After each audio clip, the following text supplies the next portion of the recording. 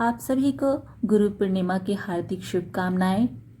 हमारे हिंदू धर्म में गुरु पूर्णिमा का विशेष महत्व है। शास्त्रों के अनुसार इसी दिन महर्षि वेद व्यास जी का जन्म हुआ था। आषाढ़ मास में यह पूर्णिमा आती है, इसलिए इसे आषाढ़ी पूर्णिमा भी कहा जाता है। हिंदू मान्यताओं के अनुसार गुरु और भगवान में गुरु सबसे पहले पूजनीय है। गुरु ही हमें सतमार्ग का रास्ता दिखाते हैं। जीवन में उनके आशीर्वाद से ही हमें सफलता मिलती है। हिंदू धर्म में गुरुओं को ऊंचा स्थान दिया गया है, इसलिए गुरु पूर्णिमा का दिन बहुत खास होता है। गुरु पूर्णिमा के दिन महर्षि वेद व्यास जी की पूजा की जाती है। साथ ही अपने गुरुजनों का आशीर्वाद भी लेना चाहिए। ऐसी मान्यता है कि इस दिन गुरुओं की पूजा करने से उनकी विशेष कृपा प्राप्त होती है। गुरु पूर्णिमा के शुभ अवसर पर आज हम आपको यहाँ 3 कथाएं सुनाने जा रहे हैं। पहली कथा है वेद व्यास जी की, जो इस प्रकार है। पौराणिक कथा के अनुसार महर्षि वेद व्यास भगवान विष्णु के अंश स्वरूप कला अवतार हैं। उनके पिता का नाम ऋषि पराशर तथा माता का नाम सत्यवती था। उन्हें बाल्यकाल से ही अध्यात्म में अधिक रुचि थी, अतः उन्होंने अपने माता पिता से प्रभु दर्शन की इच्छा प्रकट की और वन में जाकर तपस्या करने की आज्ञा मांगी। लेकिन माता सत्यवती ने वेद व्यास की इच्छा को ठुकरा दिया। तब वेद व्यास के हठ पर माता ने वन में जाने की आज्ञा दे दी और कहा कि जब गर्भ का स्मरण आए तो लौट आना। इसके बाद वेद व्यास तपस्या हेतु वन चले गए और वन में जाकर उन्होंने कठिन तपस्या की। इस तपस्या के पुण्य प्रताप से वेद व्यास को संस्कृत भाषा में प्रवीणता हासिल हुई। तत्पश्चात उन्होंने चारों वेदों का विस्तार किया और महाभारत 18 महापुराणों सहित ब्रह्मसूत्र की रचना की। महर्षि वेद व्यास को अमरता का वरदान प्राप्त है, अतः आज भी महर्षि वेद व्यास किसी न किसी रूप में हमारे बीच उपस्थित हैं। वेद व्यास को हम कृष्ण द्वैपायन के नाम से भी जानते हैं, अतः हिंदू धर्म में वेद व्यास को भगवान के रूप में पूजा जाता है। इस दिन वेद व्यास का जन्म होने के कारण इसे व्यास पूर्णिमा के नाम से भी जाना जाता है। दूसरी कथा एकलव्य की है। यह महाभारत काल की बात है, जब भारत के एक जंगल में एक एकलव्य नाम का एक बालक अपने माता पिता के साथ रहता था। एकलव्य एक बहादुर बालक था। उसके पिता का नाम हिरण्यधनु था, जो उसे हमेशा आगे बढ़ने की सलाह देते थे। एकलव्य अनुशासित बालक था और उसके माता पिता ने उसकी परवरिश अच्छे संस्कारों के साथ की थी। एकलव्य को धनुष बाण बहुत प्रिय था, लेकिन जंगल में उम्दा धनुष और बाण न होने के कारण एक दिन वह धनुर्विद्या सीखने के उद्देश्य से गुरु द्रोणाचार्य के आश्रम में आया। एकलव्य गुरु द्रोणाचार्य के पास आकर बोला, गुरुदेव, मुझे धनुर्विद्या सिखाने की कृपा करें। तब गुरु द्रोणाचार्य के समक्ष धर्म संकट उत्पन्न हुआ, क्योंकि उन्होंने भीष्म पितामह को वचन दे दिया था कि वे केवल राजकुमारों को ही शिक्षा देंगे और एकलव्य राजकुमार नहीं है, अतः उसे धनुर्विद्या कैसे सिखाऊं। अतः द्रोणाचार्य ने एकलव्य से कहा, मैं तुझे धनुर्विद्या नहीं सिखा सकूंगा। एकलव्य घर से ये निश्चय करके निकला था कि वह केवल गुरु द्रोणाचार्य को ही अपना गुरु बनाएगा। अतः एकलव्य ने अरण्य में एकांत में जाकर गुरु द्रोणाचार्य की मिट्टी की मूर्ति बनाई और मूर्ति की ओर एकटक देखकर ध्यान करके उसी से प्रेरणा लेकर वह धनुर्विद्या सीखने लगा। मन की एकाग्रता तथा गुरु भक्ति के कारण उसे उस मूर्ति से प्रेरणा मिलने लगी और वह धनुर्विद्या में बहुत आगे बढ़ गया। एक बार गुरु द्रोणाचार्य पांडव एवं कौरव को लेकर धनुर्विद्या का प्रयोग करने अरण्य में आए। उनके साथ एक कुत्ता भी था, जो थोड़ा आगे निकल गया। कुत्ता वहीं पहुंचा जहां एकलव्य अपनी धनुर्विद्या का प्रयोग कर रहा था।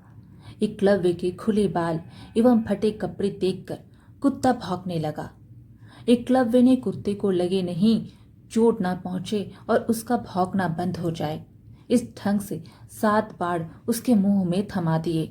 कुत्ता वापिस वहां गया जहां गुरु द्रोणाचार्य के साथ पांडव और कौरव थे।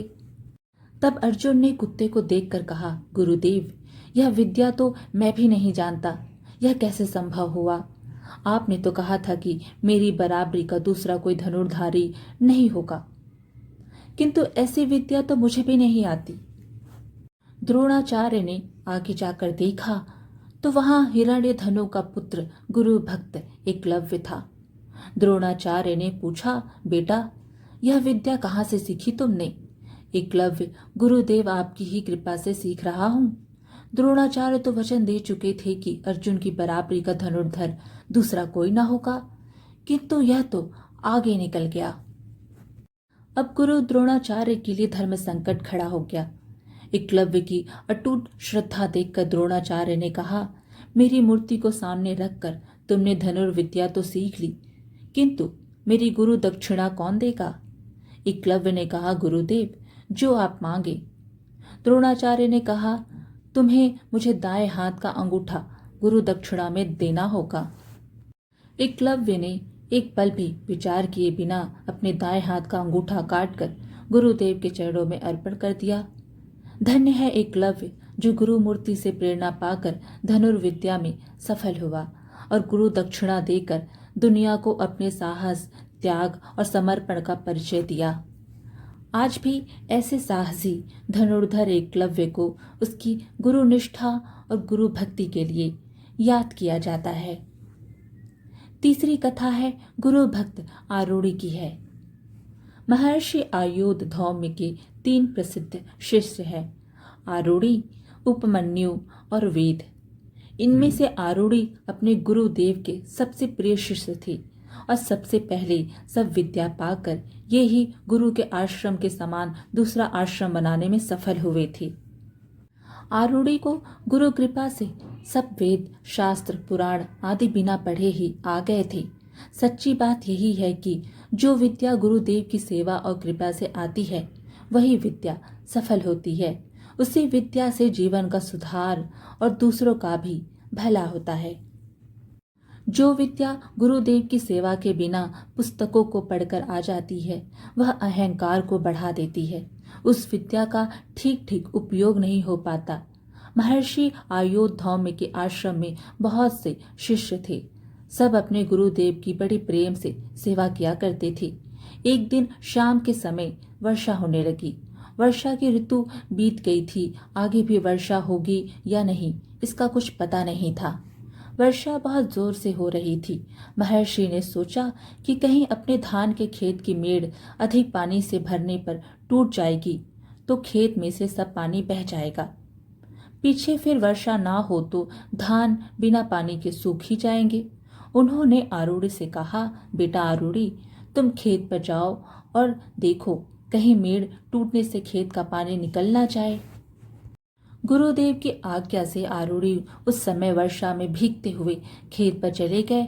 वहां जाकर उन्होंने देखा कि धान के खेत की मेड़ एक स्थान से टूट गई है और वहां से बड़े जोर पानी बाहर जा रहा है।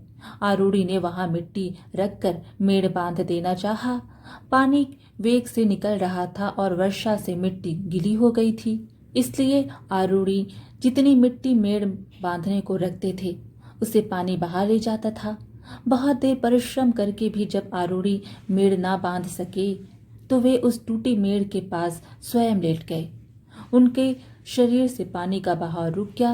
रात भर आरूढ़ी पानी भरे खेत में मेड़ से सटे हुए सोए रहे। सर्दी से उनका सारा शरीर अकड़ गया, लेकिन गुरुदेव के खेत का पानी बहने ना पाए। इस विचार से वे ना तो तनिक भी हिले और ना उन्होंने करवट बदली। शरीर में भयंकर पीड़ा होते रहने पर भी वे चुपचाप पड़े रहे। सुबह होने पर संध्या हवन करके सब विद्यार्थी गुरुदेव को प्रणाम करते थे। महर्षि आयुध धौम्य ने देखा कि आज सवेरे आरूढ़ी प्रणाम करने नहीं आया। महर्षि ने दूसरे विद्यार्थियों से पूछा, आरूढ़ी कहाँ है? विद्यार्थियों ने कहा, कल शाम को आपने आरूढ़ी को खेत की मेड़ बांधने को भेजा था, तब से वह लौट कर नहीं आया। महर्षि उसी समय दूसरे विद्यार्थियों को साथ लेकर आरूढ़ी को ढूंढने निकल पड़े। उन्होंने खेत पर जाकर आरूढ़ी को पुकारा। आरूढ़ी से ठंड के मारे बोला तक नहीं जाता था। उन्होंने किसी प्रकार अपने गुरुदेव की पुकार का उत्तर दिया। महर्षि ने वहां पहुंचकर उस आज्ञाकारी शिष्य को उठाकर हृदय से लगा लिया। आशीर्वाद दिया, पुत्र आरूढ़ी, तुम्हें सब विद्याएं अपने आप ही आ जाएं। गुरुदेव के आशीर्वाद से आरूढ़ी वित्तवान हो गए। आज की कथा यहीं पर समाप्त हुई। फिर मिलेंगे एक और धार्मिक कथा के साथ। वीडियो पसंद आए तो लाइक शेयर जरूर करें और धार्मिक कथाएं सुनने के लिए हमारे चैनल को सब्सक्राइब कर लीजिए। धन्यवाद।